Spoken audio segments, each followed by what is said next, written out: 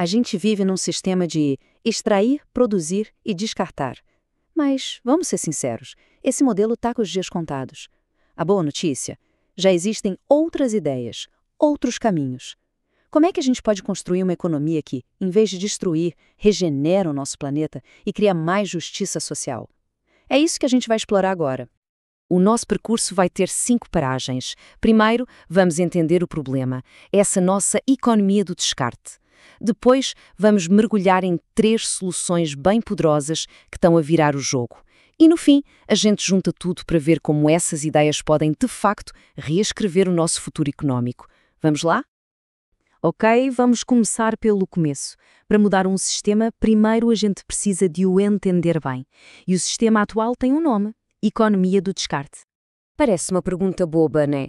Mas a resposta é bem complexa, porque na verdade não existe fora. O que a gente joga fora não desaparece. Vai parar em aterros, em incineradores ou, no pior dos casos, acaba a poluir os nossos rios e oceanos. E a dimensão do problema é assustadora. O Banco Mundial fez uma projeção que nos dá um alerta sério. Se continuarmos neste ritmo, a produção de lixo no mundo vai aumentar 70% até 2050. 70%. É um número que mostra que mudar não é uma escolha, é uma necessidade urgente. E a raiz disto tudo é o que os especialistas chamam de modelo económico linear. Pensem numa rua de sentido único. A gente extrai recursos da natureza, transforma-os em produtos e assim que eles deixam de servir, simplesmente descartamos. É um caminho sem volta. E as consequências desse modelo são bem graves. Ele esgota os nossos recursos naturais, incentiva aquela coisa da obsolescência programada, sabe? Fazer produtos para estragar rápido. E, claro, aumenta a poluição e aprofunda as desigualdades económicas. É, por natureza, um sistema que não se sustenta ao longo prazo. Então, qual é a primeira grande saída? A resposta está em transformar essa linha reta num círculo. Vamos ver o que significa fechar este círculo de produção? E é aqui que entra um conceito fundamental, a economia circular. A ideia é bem simples, na verdade.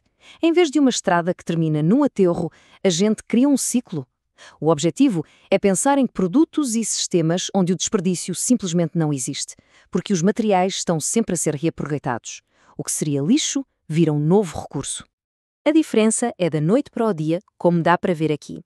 No modelo linear, o destino final é o aterro. Já no modelo circular, o fim de um produto é só o começo de um novo ciclo, seja por reutilização, reciclagem ou regeneração. E o impacto que isto pode ter é gigante. Dados da ONU de 2018 estimam que a economia circular tem o potencial de reduzir as nossas emissões de gases de efeito estufa em mais de 40%. Ou seja, não é só uma ideia sobre lixo, é uma das nossas melhores ferramentas contra as alterações climáticas. E olha, isto não é só teoria, já está a acontecer, e aqui no Brasil temos ótimos exemplos. A Natura, por exemplo, é pioneira em embalagens recicladas. A Braskem cria os chamados plásticos verdes, feitos a partir da cana-de-açúcar, e a Tetra Pak tem programas para reciclar as suas embalagens. A mudança já começou. A nossa próxima alternativa mexe com algo ainda mais profundo: a nossa relação com as coisas que consumimos. A ideia é revolucionária. E se a gente partilhasse mais, em vez de querer ter tudo? Bem-vindos à economia colaborativa, ou como muita gente chama, a economia da partilha. A ideia central aqui é que, para muita coisa, o que a gente precisa é do acesso e não da posse. Pensa assim, o importante é usar a bicicleta para ir ao trabalho, não necessariamente ter uma bicicleta parada em casa. E os exemplos no Brasil são super variados. Temos a Tembici, com as bicicletas partilhadas, a Enjoei, a dar uma segunda vida a roupas e acessórios, a Comida Invisível a combater o desperdício alimentar e até a Colab, que ajuda as pessoas a colaborarem com as suas cidades. Mas, claro, é preciso olhar para os dois lados da moeda. As vantagens são óbvias. Poupa-se dinheiro, reduz-se o consumo, diminui-se o impacto ambiental. Só que também existem desafios sérios, como a precarização do trabalho em algumas plataformas, a falta de leis claras e o impacto em setores mais tradicionais. A nossa terceira alternativa vai ao coração do problema, o lado humano da economia. A proposta aqui é simples e direta: colocar as pessoas e o planeta sempre em primeiro lugar. Estamos a falar do comércio justo, ou Fair Trade.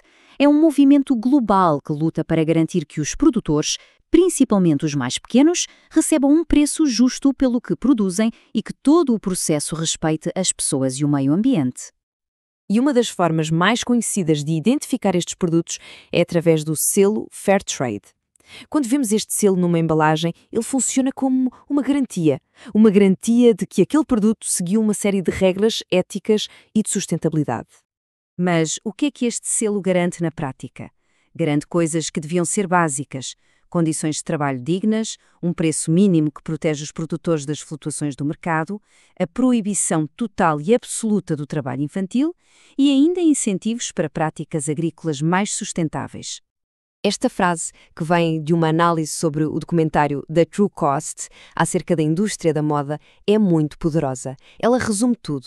O comércio justo vem justamente para garantir que esse preço baixo não seja pago nem pelas pessoas, nem pelo planeta.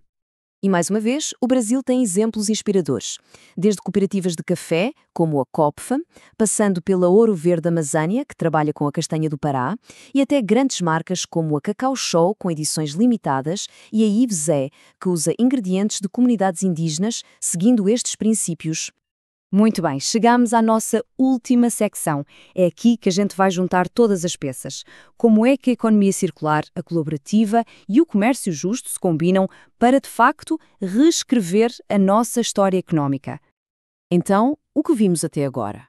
Vimos 3 peças de um grande quebra-cabeças. A economia circular redesenha a nossa forma de produzir para acabar com o lixo. A economia colaborativa muda a nossa forma de consumir, do foco em ter para o foco em usar. E o comércio justo garante que tudo isto seja feito de forma ética. Eles não são modelos separados. Juntos, eles formam a base de uma nova economia. E isto leva-nos a uma última reflexão. Estes modelos não são só teorias distantes. Eles já estão a acontecer à nossa volta. A questão que fica é, ao olharmos para a forma como produzimos, consumimos e fazemos as nossas trocas, que outras partes da nossa economia estamos prontos e prontas para reinventar?